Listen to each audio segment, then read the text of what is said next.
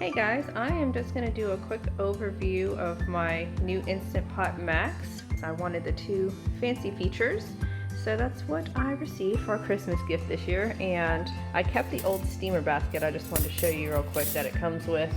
This is my old one, which I really like, the close together bars because it holds things better. This is the new one. You can see it's more circular, which it can work well for round things like cheesecake pans and whatnot. But I like the old one, the old style, because I feel like things don't fall through as easily as with the new style. Anyway, I'm going to do a quick overview and also the initial water test that you would do if you get an Instant Pot. It helps you familiarize yourself with how the Instant Pot works, and it's just a nice thing to do, and it sterilizes everything well. With the Instant Pot Max, you have a removable 3-foot cord that I'm going to plug in first into the very back of your Instant Pot before you get started. It's nice having a removable cord for storage because I just throw everything on the inner pot and close the lid and put it in my garage to store it. You don't have a big bulky cord. So here, of course, you have the inside of your Instant Pot, which looks the same as all the others. You have your inner pot that has the insignia here, and then you have a halfway mark for liquids, and then your maximum where it's 2/3 full. That's as high as you want to go if you have a lot of liquid in there. Alright, here you have your interface. You have one dial.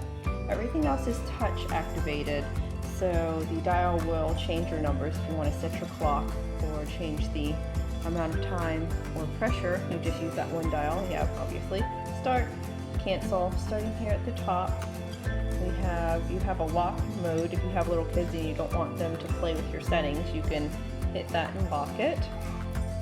You also have your temperature. You can toggle between Fahrenheit and Celsius. You have altitude settings that you can change. If you are at a higher altitude, you can turn the sound completely off. So if you don't want those annoying sounds, you can also turn that off. And then, of course, your clock setting. You've got pressure setting, temperature, the keep warm function, and then which venting setting you want. There's 3 venting settings between natural release, a pulse release, which will slowly release periodic pulses of steam, and then you have the quick release, which will release all the steam at once in one fell swoop, which is nice for certain things. Sometimes you want natural release for meats because it will toughen up the meat if you don't do a natural release, or sometimes you want a quick release. Okay, and they've really minimized the number of buttons that you have compared to the other Instant Pots. You have your general pressure cooker where you can change your time, or you can go high pressure, low pressure. For instance, here's your time. You can go touch pressure and go, you've got low, high, and then max. So you have your pressure cook button. You can delay it to also start at a particular time. Saute, of course, is the same. You can change your temperature. For me, I kind of like the low, medium, high setting on the temperature. I don't want to have to actually set something specifically. But anyway, I guess it's nice if you want more control over your cooking. And you have your rice function, your automatic rice function, and this is where you have, under the soup and rice functions, you have the NutriBoost setting. So that would be the NutriBoost setting for just rice and soup, which creates like a boiling effect, which is supposed to increase nutrients for your soup and rice. How much nutrition can you get out of rice? I don't know. And then the sous vide function. If you don't know what sous vide is, it's a style of cooking in which you cook meat or eggs or different foods at a low temperature or consistent temperature for a set amount of time. And then, for instance, if you're sous vide meat in a vacuum sealer, you will put it in the pot of water. The Instant Pot keeps that pot at a consistent temperature. You would need a vacuum sealer to seal your meat if you're doing meat. And what the Instant Pot will do will keep it at a consistent temperature, similar to as it does with the yogurt. And then you can sear the meat after it's done sous vide at a certain temperature, and it's supposed to come out like butter. I really want to try that out. I haven't done it yet, but I will definitely do a video as soon as I do that.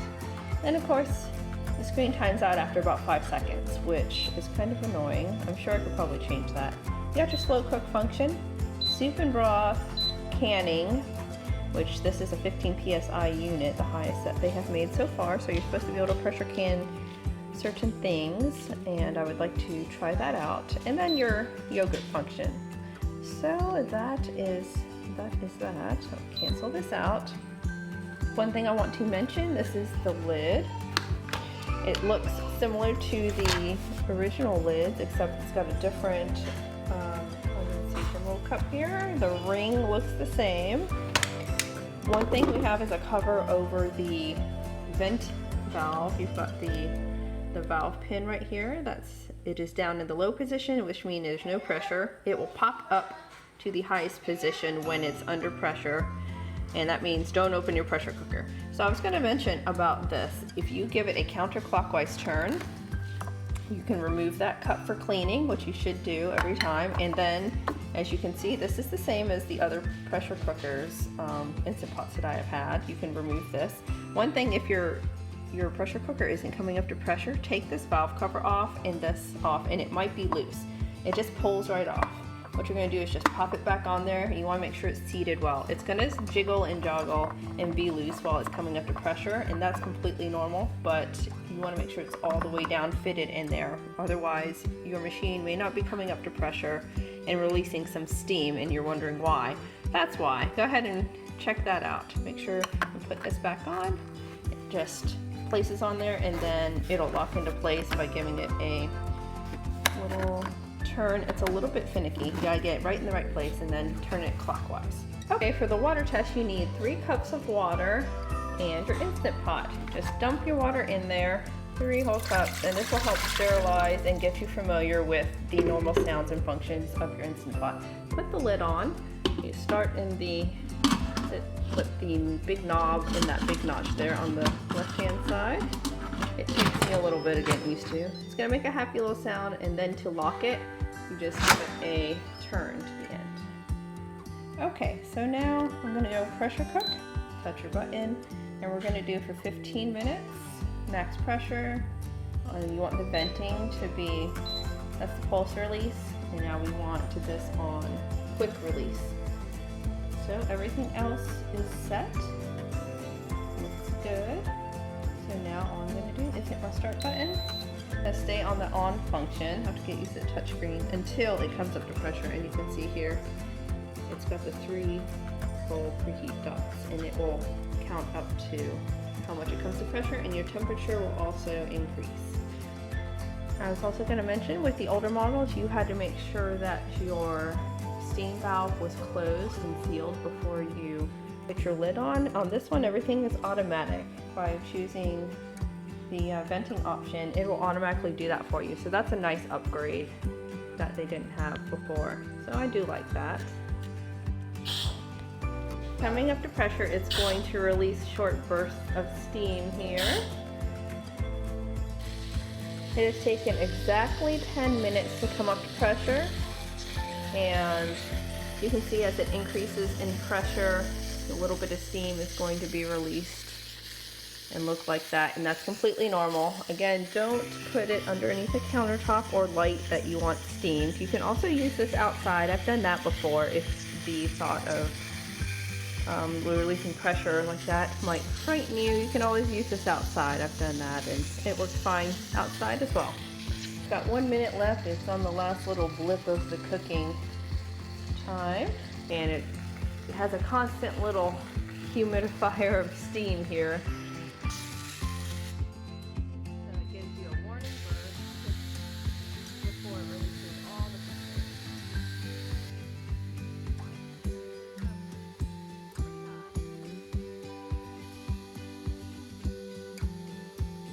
Or you can just hit cancel and turn it off if you don't want it to stay in the keep warm zone. And it starts counting up to how many minutes past the time countdown has ended. So that's nice to know how long it's been since it's finished. And as you can see there, the pin drops, and that means it's safe to open your lid. So just take the handle. It's just a little warm. Fair warning though, as the sticker says, the metal surface right here and on this other side is extremely hot. I touched it the other day and it was crazy hot. So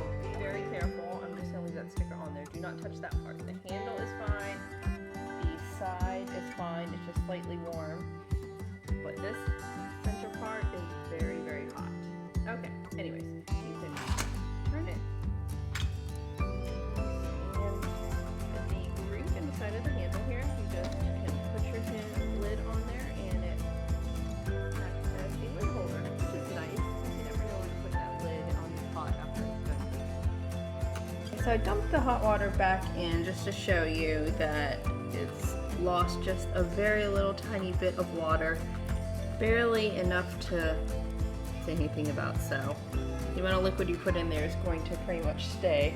One thing I was going to say was that it took 10 minutes to come to pressure exactly, and so about 25 minutes all in all to do the water test and get yourself familiar with your new Instant Pot. This technique will work with any Instant Pot that you have or pressure cooker, and it's good to familiarize yourself with. I hope you guys found this very informative and a quick overview. And let me know if you have any questions or comments. I will be doing some recipes as I get to them with my Instant Pot. First up will be chicken broth that I will link right in the comments below. Please give me a thumbs up if you like this video and subscribe if you'd like to see more. I will talk to you guys next time. Happy pressure cooking. Bye.